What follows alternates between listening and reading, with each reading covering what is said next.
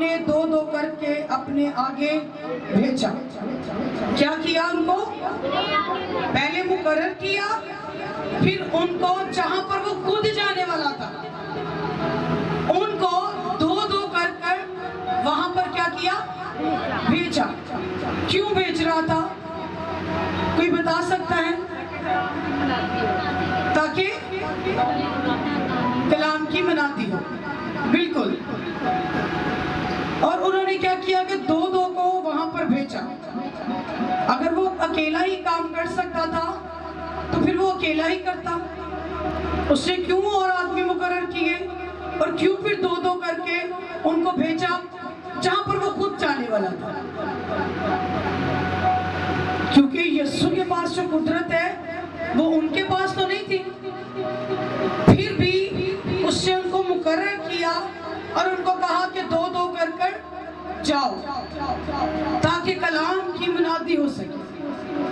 اور آگے لکھا ہے اور وہ ان سے کہنے لگا کہ فصل تو بہت ہے لیکن مزدور تھوڑے ہیں، اسی لیے فصل کے مالک کی منت کرو کہ اپنی فصل کاٹنے کے لیے مزدور بھیجے۔ کیا یہاں پر کہہ رہے ہیں؟ فصل تو بہت ہے لیکن کیا ہے؟ مزدور تھوڑے ہیں۔ اور آج بھی مزدور کم ہی ہیں، اس وقت میں بھی کم تھے اور آج کے وقت میں بھی کم ہیں۔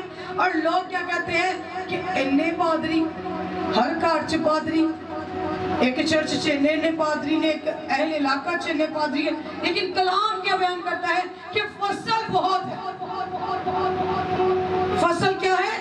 بہت زیادہ ہے، اور مزدور ابھی بھی کم ہے، ابھی بھی تھوڑے ہیں۔ فصل کو کاٹنے کے لیے مزدور تھوڑے ہیں۔ اس نے کہا کہ مالک کی منت کرو کہ اپنی فصل کاٹنے کے لیے مزدور تھے۔ اگر آج کی چرچ میں کام بڑھتا ہے تو ہم بھی یہ کہتے ہیں کہ خداوند ہمیں اور اچھے خادم دے، ہمیں اور اچھے ایونجلسٹ دے، ہمیں اور اچھے پرستار دے، تاکہ ہم سبھی کاموں کو ڈیوائیڈ کر سکیں۔ ہم محض ایک ہی جگہ پر فصل کو کاٹنے نہ بیٹھ جائیں، بلکہ وہاں پر جہاں پر ضرورت ہے ہم وہاں پر بھی جائیں اور خدا کی فصل کو، خدا کے لوگوں کو خدا کی زندہ بخش آواز کو سنا سکیں۔ یہ نہیں کہ یہی چرچ ہے، اس طرح کے ہماری منسٹری کے 2-3 اور چرچ ہیں جہاں پر مزدوروں کی ضرورت ہے، جہاں پر خدا چاہتا ہے کہ لوگ جائیں، دو دو کر کر جائیں، اور وہاں پر بھی انجیل کی منادی کی جائے۔ اور اس نے کہا کہ جاؤ دیکھو میں تم کو گویا بروں اور بھیڑیوں کے بیچ میں بھیجتا ہوں۔ کہاں پر بھیجتا ہوں؟ بروں اور بھیڑیوں کے بیچ میں۔ خدا نے یہ نہیں کہا کہ میں اچھے ہی لوگوں میں بھیجوں گا، اچھے لوگوں میں اس نے بالکل نہیں کہا، بھیڑیوں میں۔ اور جب بھیڑیوں کے پاس جاتے تو وہ کیا کرتے ہیں؟ پھاڑتے ہیں، کاٹتے ہیں، پھینکتے ہیں، ڈراتے ہیں۔ اسی طرح جب خادم بھی جاتے ہیں، آگے پتہ نہیں کس طرح کے لوگ ہوتے ہیں، وہ ہمیں کیا کرتے ہیں؟ کبھی قبول کرتے ہیں اور کبھی نہیں کرتے۔ کبھی خدا کی آواز کو یا خدا کے خادموں کو قبول کرتے ہیں لیکن کبھی نہیں کرتے، کبھی وہ سخت بولتے ہیں۔ اور کچھ لوگ تو اس طرح کے ہیں کہ وہ اتنی بدعتیں پھیلاتے ہیں اور یہاں تک کہ بہت ہی برا بول جاتے ہیں، بہت ہی برا، کہ جو ان کی عقل اور سمجھ سے باہر ہے، وہ ناواقف ہیں ان چیزوں سے۔ اور خدا جانتا ہے کہ اس طرح کے بھی لوگ ہیں جو میرے لوگوں کو برا بھلا کہیں گے۔ اس نے کہا کہ میں تم کو گویا ان لوگوں میں بھیجتا ہوں کہ جا کر وہاں پر انجیل کی منادی کی جائے۔ اور آگے 16 آیت میں لکھا ہے، جو تمہاری سنتا ہے، غور سے سنیے، لکھا ہے کہ جو تمہاری سنتا ہے وہ میری سنتا ہے، اور جو تمہیں نہیں مانتا وہ مجھے نہیں مانتا، اور جو مجھے نہیں مانتا وہ میرے بھیجنے والے کو نہیں مانتا۔ इसी तरह अगर आप कहीं भी जाते हैं, भेड़ियों में जाते हैं या अच्छों में जाते हैं, बुरों में जाते हैं, जिस तरह के भी कैटेगरी के लोगों में जाते हैं, आपने घबराना नहीं। अगर वो आपकी सुनते हैं तो सोचे कि वो मसीह की सुन रहे हैं। अगर वो आपको कबूल करते हैं तो मसीह को कबूल करते हैं। अगर वो आपको रद्द करते हैं तो वो यीशु को रद्द करते हैं। अगर वो आपको नहीं मानते तो सोचे कि वो उस नजात दहिंदा को नहीं मानते, वो उसको ही नहीं सुनते। हमारी कॉल जो खुदा की तरफ से है, हमारा काम है कि हम वहां तक लेकर जाएं, वहां तक पहुंचा दें। उसके दरमियान चाहे कुछ भी हो, हम पे मुसीबत आए, हमें बुरा भला कहा जाए, कुछ भी हो, लेकिन जो खुदा की आवाज है, जो खुदा का पैगाम है, हमें वहां तक पहुंचाना है। अगर वो सुनते हैं तो वो मसीह को कबूल करते हैं। अगर वो आपको कबूल करते हैं तो वो अपने घरानों में, अपनी जिंदगियों में मसीह को कबूल करते हैं। और अगर नहीं करते तो जाने के कलाम कह रहा है कि वो मुझे कबूल नहीं करते, वो मेरी नहीं सुनते। तो मेरे अजीजों, हमें खादमों को कबूल करना चाहिए, हमें उनकी सुननी चाहिए।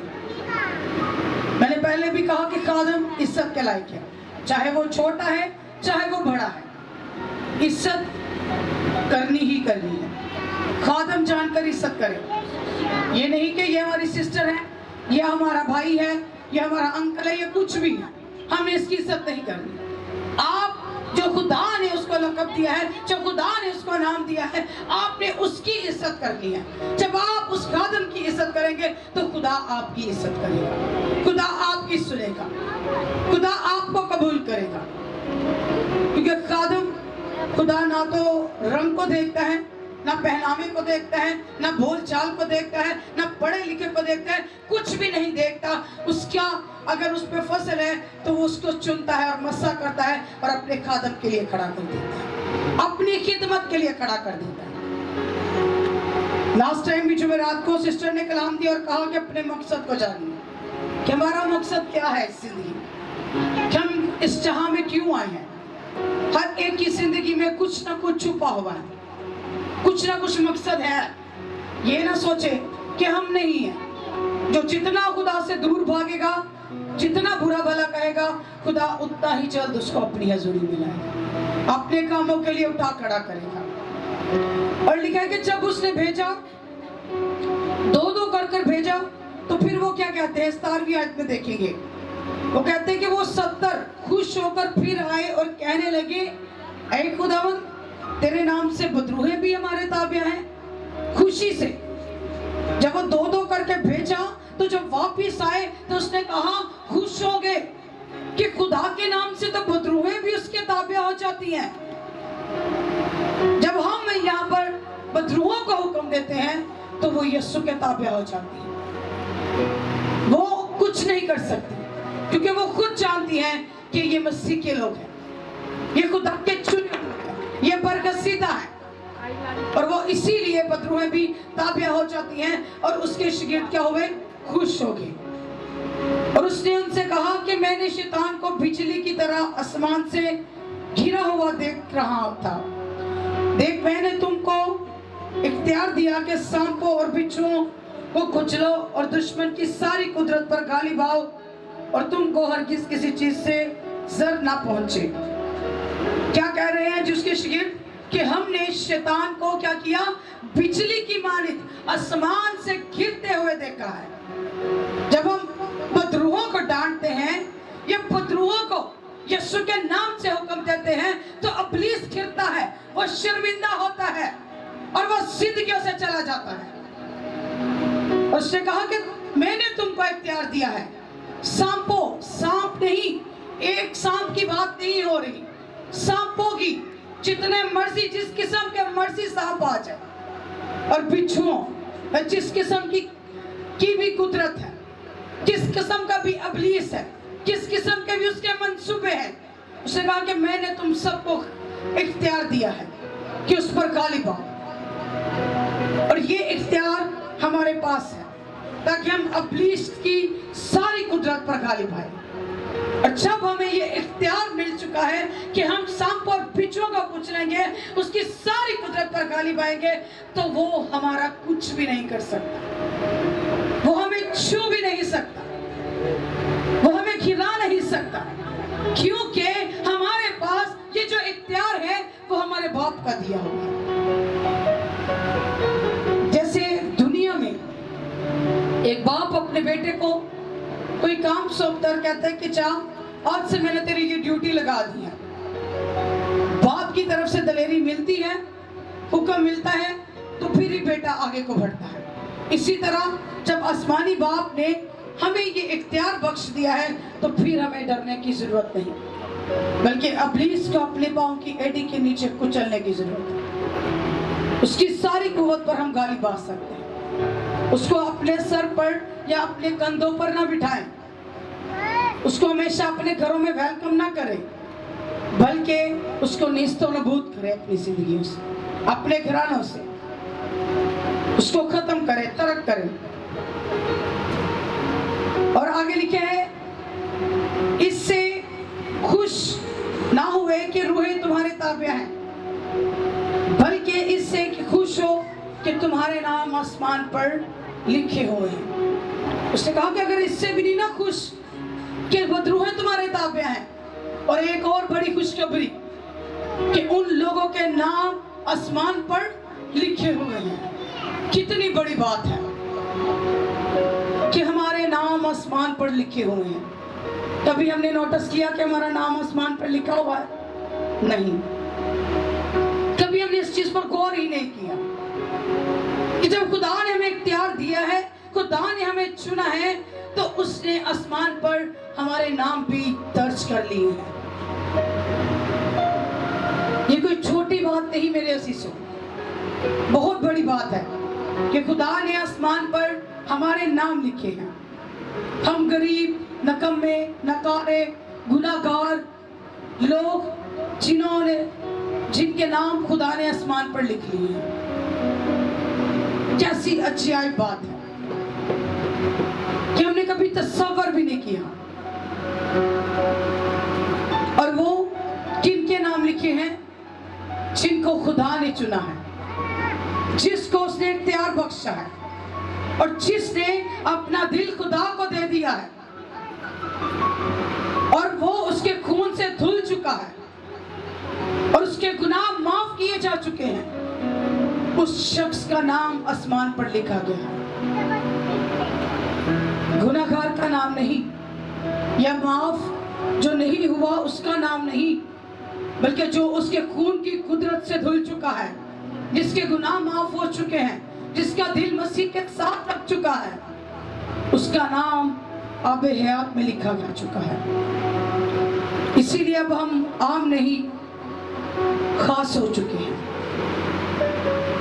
یسوع مسیح کی قدرت سے ہم خاص ہو چکے ہیں۔ ہاللیلویا!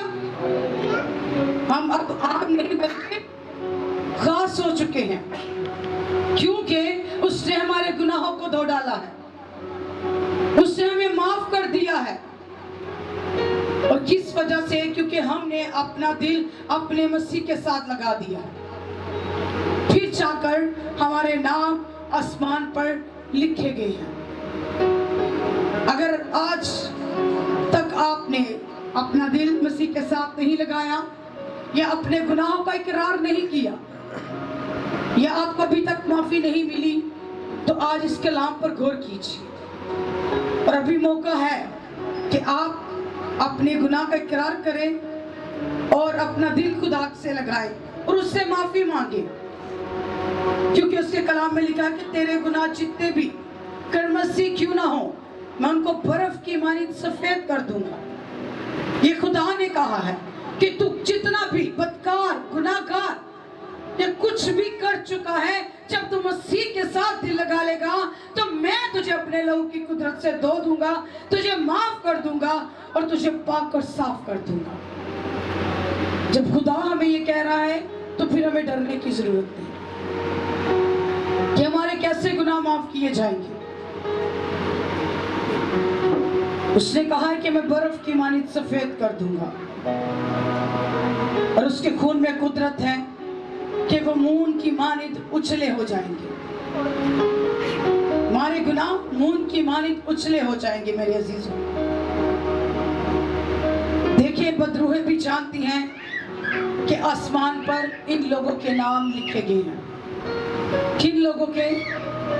جن کے گناہ معاف ہو چکے ہیں، جو خدا کے لہو سے دھل چکے ہیں، جنہوں نے اپنا آپ، اپنا دل، اپنا سب کچھ خدا کو دے دیا ہے. ان کے نام آسمان پر لکھے گئے ہیں. اور ابلیس اس بات کو جانتا ہے، اور اوپر بیٹھے فرشتے بھی اس بات کو جانتے ہیں. جو لاکھوں اور کروڑوں کی اوپر پولیوشن ہے، وہ سب jانتی ہیں کہ ان کے نام آب حیات میں یا آسمان پر لکھے جا چکے ہیں.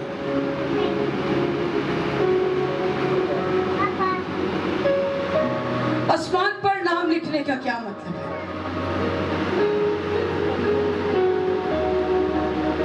اس کا مطلب ہے کہ ہمارا رشتہ خدا کے ساتھ جڑ چکا ہے. ہمارا تعلق خدا کے ساتھ جڑ چکا ہے. اس یسوع کے نام سے اور خون کی قدرت سے ہمارا تعلق جو ہے گہرا ہو گیا ہے. اور اس کے روح کی قدرت سے ہم اس کو کیا کہتے ہیں؟ اے باپ. روح القدس کی قدرت سے ہی ہم اس کو ڈیڈ، باپ یا ابا کہہ کر پکارتے ہیں. روح القدس کی قدرت سے. اور ہمارے جتنا بھی ہم بوجھ کے تلے دبے ہوئے ہیں، یا گناہوں نے یا بوجھ نے ہمیں دھکیل دیا ہوا ہے، تو جب ہم اس کو روح القدس کی قدرت سے باپ کہہ کر پکارتے ہیں تو وہ ہمارے سارے بوجھ کو اٹھا لیتا ہے اور ہمیں ہلکا کر دیتا ہے، ہمیں شادمان کر دیتا ہے، ہمیں تسلی دیتا ہے، ہمیں سکون آ جاتا ہے جب وہ سارے بوجھ کو اٹھا لیتا ہے، وہ ساری فکروں کو اٹھا لیتا ہے. جب ہم اس کو اے باپ یا اے ابا یا اے ڈیڈ یا پاپا، جو کچھ بھی نام سے پکارتے ہیں، وہ ساری فکریں اپنے اوپر لے لیتا ہے. کیونکہ ہمارا رشتہ ایسے خدا کے ساتھ ہے کہ ہم کسی چیز کے ضرورت مند ہیں اور ہمیں نہیں مل رہی، تو جب ہم اپنے باپ سے کہتے ہیں تو وہ فوراً سے ہمیں وہ چیز دے دیتا ہے. ایسا ہمارا خدا ہے. لوگوں کے آگے رونا، گر گڑانا، منتیں، ہر چیز کرنا پڑتا ہے، لیکن جب ہم باپ سے مانگتے ہیں تو وہ فوراً سے ہمیں دے دیتا ہے. آئیے میرے ساتھ ایک اور حوالہ نکالیں.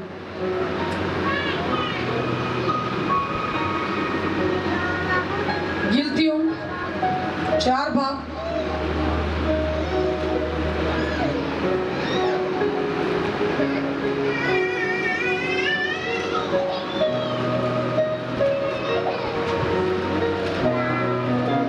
کلام کی سمجھ آ رہی ہے آپ کو؟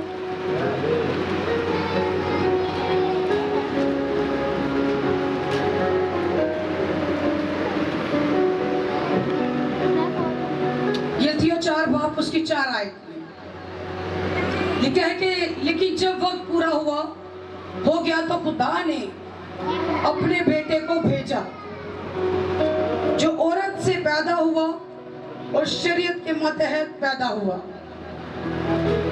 کیا ہوا جی؟ جب وقت پورا ہو گیا تو کس کو بھیجا؟ خدا نے اپنے بیٹے کو بھیجا جو عورت سے پیدا ہوا اور شریعت کے ماتحت تھا، تاکہ شریعت کے ماتحتوں کو مول لے کر چھڑائے اور ہم کو پالک ہونے کا درجہ ملے. یہاں پر اس نے اپنے بیٹے کو بھیجا، اس نے اپنا فدیہ دے کر، اپنا خون بہا کر ہم سب کو کیا کیا جی؟ چھڑایا ہے. مول لیا، بچا لیا، چھڑا لیا. اس نے اپنے خون کو بہا کر، اپنی جان کا فدیہ دے کر ہم سب کو مول لیا ہے، تاکہ ہم بچ جائیں، ہم چھڑائے جائیں، ہم بچ جائیں. خدا یہ چاہتا ہے اسی لیے اس نے جب وقت پورا ہو گیا تو اپنے بیٹے کو بھیجا، اور اس بیٹے نے اپنی جان کا فدیہ دے کر مجھے اور آپ سب کو مول لیا ہے، اور ہمیں لے پالی کھولے کا درجہ دیا ہے۔ اور آگے لکھا ہے، اور چونکہ تم بیٹے ہو اسی لیے خدا نے اپنے بیٹے کا روح ہمارے دلوں میں بھیجا۔ کس کا روح؟ بیٹے کا روح۔ بولے میرے ساتھ، کس کا روح؟ بیٹے کا روح۔ کہاں پر بھیجا؟ دلوں میں۔ اس نے دلوں میں بھیجا کہ ہمارے دلوں میں ایک پکار پیدا ہو، ایک دلیری آئے، کیونکہ جو کچھ بھی ہم بولتے ہیں دل سے بولتے ہیں، اور اسی لیے اس نے اپنے روح کو بھیجا تاکہ ہمیں ایک دلیری آئے، ایک پکار اٹھے، اور ہم اس دلیری کے ساتھ اس کو باپ کہہ کر پکاریں۔ اس روح القدس کی قدرت سے ہم اس کو باپ کہہ کر پکاریں،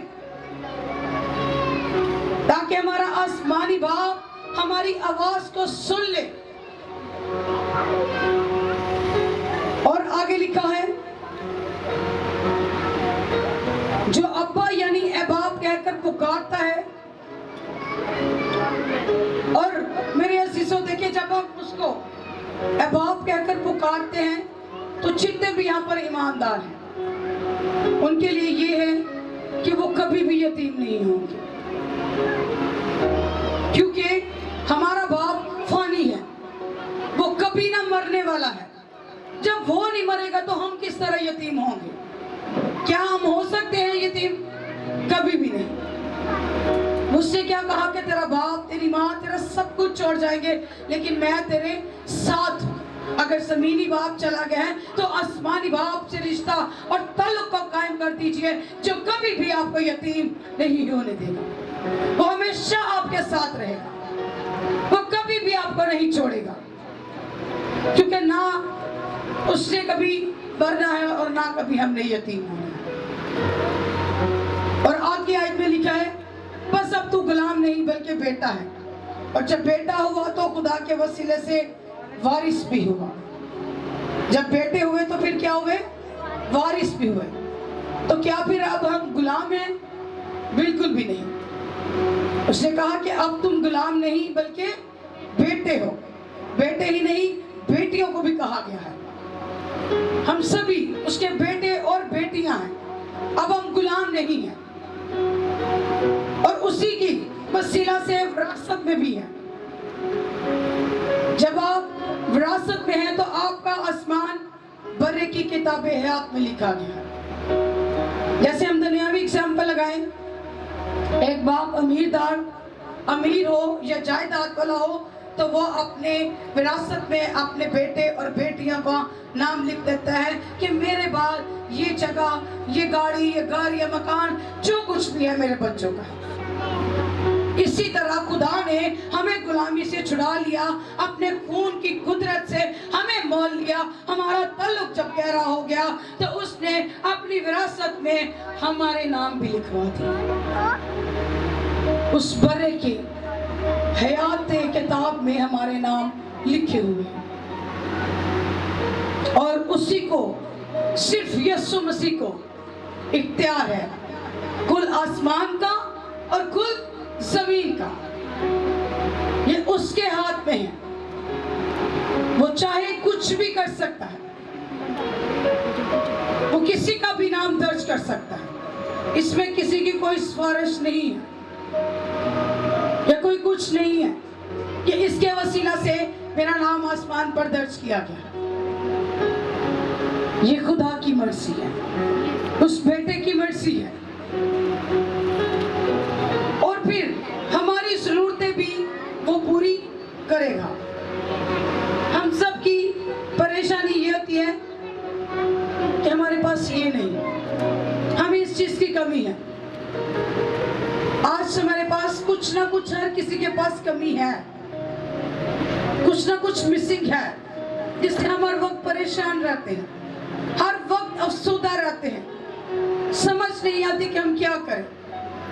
لیکن باپ ہم میں دلچسپی رکھتا ہے، باپ ہم میں دلچسپی رکھتا ہے اور کہتا کہ ہم پاک ہو جائیں، ہم باپ کے لائق ہو جائیں۔ باپ یہ چاہتا ہے لیکن ہم دنیاوی چیزیں چاہتے ہیں۔ باپ کیا کہتا ہے کہ تم پاک ہو جاؤ، تم میرے لائق ہو جاؤ، تاکہ تم سے میرا جلال ظاہر ہو، تمہارے وسیلہ سے میں بڑے بڑے کام کروں، تم میرے تابع ہو جاؤ، تم میری مرضی کے موافق چلو، جس طرح میں تمہیں کہتا ہوں اس طرح کرو۔ لیکن ہم باپ کی مرضی کو کم اور اپنی مرضی کو زیادہ پورا کرتے ہیں۔ باپ چاہتا ہے کہ تم مقدس ہو جاؤ، اور ہم کیا کہتے ہیں کہ ٹھیک ہے، مقدس ہونا تو ایک الگ بات ہے، لیکن ہمارے پاس پیسے بھی ہونے چاہیے، پیسہ ہوگا تو پھر زیادہ اچھا ہے۔ اور باپ کی کیا سٹیٹمنٹ ہے؟ وہ کہتا ہے کہ پیسے دے لو تو میں دے دا، لیکن تو پیسے داں گے تو بگڑ جاؤ گے، خراب ہو جاؤ گے۔ کیونکہ کلام بھی کرتے ہیں نا کہ تسی ایسے نہیں مانگ دے ہو کہ اپنی عیش و عشرت واسطے، اور کسی چیز کے لیے۔ کلام بیان کرتا ہے کہ تم مانگتے تو ہو، بری نیت سے مانگتے ہو، اپنی عیش و عشرت کے لیے مانگتے ہو۔ خدا کہتا ہے کہ میں چاہتا ہوں میں پیسے دے دوں، لیکن اس سے پہلے میں چاہتا ہوں کہ تیرا رشتہ میرے ساتھ گہرا ہو جائے، میں تجھے بچا لوں، میں تجھے چھڑا لوں۔ خدا آگے تو پیسہ کچھ بھی نہیں۔ جب ہمارا رشتہ، ہم مصیبت پہ گزرتے ہیں، ہمارا رشتہ گہرا ہو جاتا ہے، جب ہم تابع داری میں، وفاداری میں آ جاتے ہیں، ہمارا تعلق زیادہ ہو جاتا ہے، تو پھر خدا ہمیں پیسہ بھی دے دیتا ہے۔ پھر وہ پیسے کے ساتھ ساتھ روٹی بوٹی، مچھلی، گاڑی، گھر، ہر چیز پرووائڈ کر دیتا ہے۔ پر کیا ہے کہ ہمارا رشتہ گہرا ہونا چاہیے، ہمارا رشتہ خدا کے ساتھ، ہمارا تعلق گہرا ہونا چاہیے۔ پھر وہ اپنے آسمان کو بھی کھول دیتا ہے، پھر وہ ساری چیزیں جن کو آپ بولیں گے، جس چیز کی ضرورت آپ کو ہے، وہ آپ کو پرووائڈ کرے گا۔ وہ اسی لیے کہتا ہے کہ میں تمہارے مانگنے سے پہلے جانتا ہوں کہ تم کن چیزوں کے محتاج ہو، تمہیں کن چیزوں کی ضرورت ہے۔ لیکن اس سے پہلے وہ چاہتا ہے کہ تمہارا رشتہ میرے ساتھ، میرا تعلق تمہارا گہرا ہو جائے، مضبوط ہو جائے، تاکہ تم گر نہ سکو، تم برباد نہ ہو سکو۔ اور وہ ہمیں ہمیشہ بچائے رکھتا ہے۔ اس کا کلام بیان کرتا ہے کہ وہ اپنے خاتموں کو کبھی بھی شرمندہ نہیں ہونے دیتا۔ اور یقیناً اس طرح ہے، میری زندگی کی گواہی ہے کہ وہ واقعی ہی، یہ تجربہ بھی ہے کہ وہ واقعی ہی اپنے خاتموں کو شرمندہ نہیں ہونے دیتا۔ وہ جہاں سے نہیں بھی بوتا وہاں سے بھی کاٹ لیتا ہے۔ وہ اس قدر قدرت والا خدا ہے۔ اسی لیے اس کا کلام بیان کرتا ہے کہ پہلے ڈھونڈو تم اس کی بادشاہی، تو یہ ساری چیزیں ملتی جائیں گی۔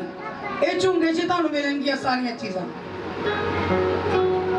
اس سے پہلے کہ وہ اپنی بادشاہی کو اہمیت دینا چاہتا ہے، وہ اپنی راست بازی کو اہمیت دینا چاہتا ہے، تو یہ ساری چیزیں ملتی جائیں گی میرے عزیزوں ہمیں۔ پھر ہماری زندگی بھی سیف ہوگی، ہماری زندگی نقصان یا بے فائدہ نہیں ہوگی۔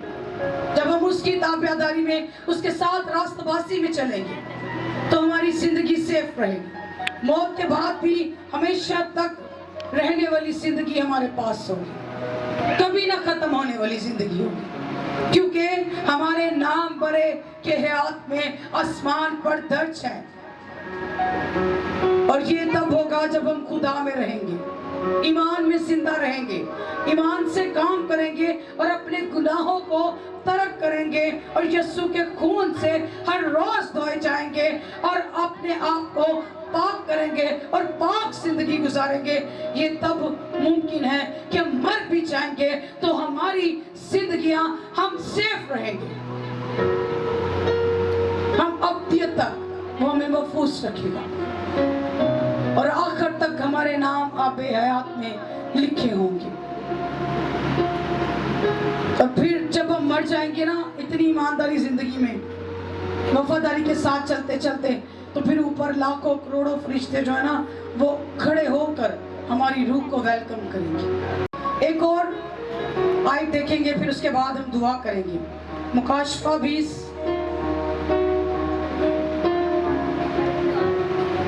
उसकी 14 आयत में लिखा है, फिर मौत और आलम रवा आग की झील में डालेंगे, और ये आग की झील दूसरी मौत है। जिस किसी का नाम आबे हयात में लिखा हुआ ना मिले वो आग की झील में डाला जाएगा। आमीन। क्या लिखा है जी? फिर मौत और आलम रवा आग की झील है, ऊपर फिर आग है। जिनके नाम नहीं लिखे मिलेंगे वो आग में ही जाएंगे। एक दफा तो यहाँ जमीन से मर कर जाएंगे, फिर दूसरी मौत का मजा हम ऊपर चखेंगे।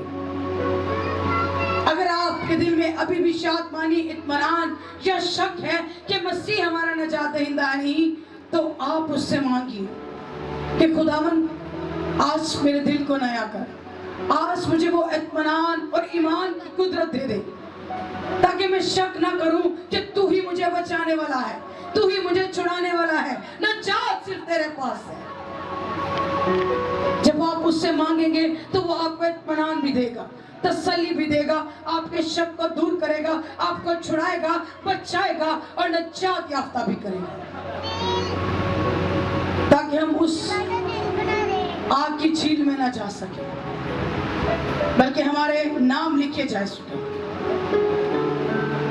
देखिए ये कैसी बात है कि हम रहते हैं जमीन पर हैं और हमारे नाम ऊपर आसमान पर दर्ज है। जमीन के रहने वाले हैं और नाम कहाँ पर है? ऊपर आसमान पर दर्ज। हर कोई चाहता है कि मेरा नाम आसमान पर लिखा जाए, आबे हयात में लिखा जाए, लेकिन उससे पहले हमने अपने गुनाहों को तर्क करना है, अपनी गलतियों का इकरार करना है। हर रोज खुदा के बरे के लहू से हमें अपने आप को धोने की जरूरत है, माफी मांगने की जरूरत है, माफ करने की जरूरत है। तब ही खुदा आप पे नजर करेगा और आपके नाम आबे हयात में लिखे जाएंगे। क्योंकि यहाँ पर इंसान की इज्जत नहीं करता। एक इंसान दूसरे को खादम जानना भी बहुत मुश्किल से है। यहाँ पर कोई जाने या ना जाने, बस यीशु के नाम को मिलना चाहिए जलाल, किसी और नाम को नहीं। मैं खादमा हूँ, मुझे दुनिया से कोई फिक्र नहीं, बस मेरे बोलने से, मेरे बदन से खुदा के नाम को जलाल मिले और कुछ नहीं। That's it.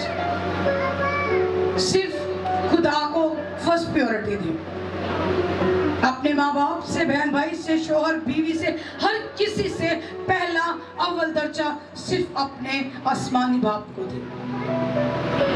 उसको अपना आप दे दीजिए, वो आपको संभालेगा, वो आपको घिरने नहीं देगा। फिर जब आप उससे कहने पर चलेंगे तो मेरे अजीजों, आपके नाम आबे हयात में लिखे जाएंगे। आमीन।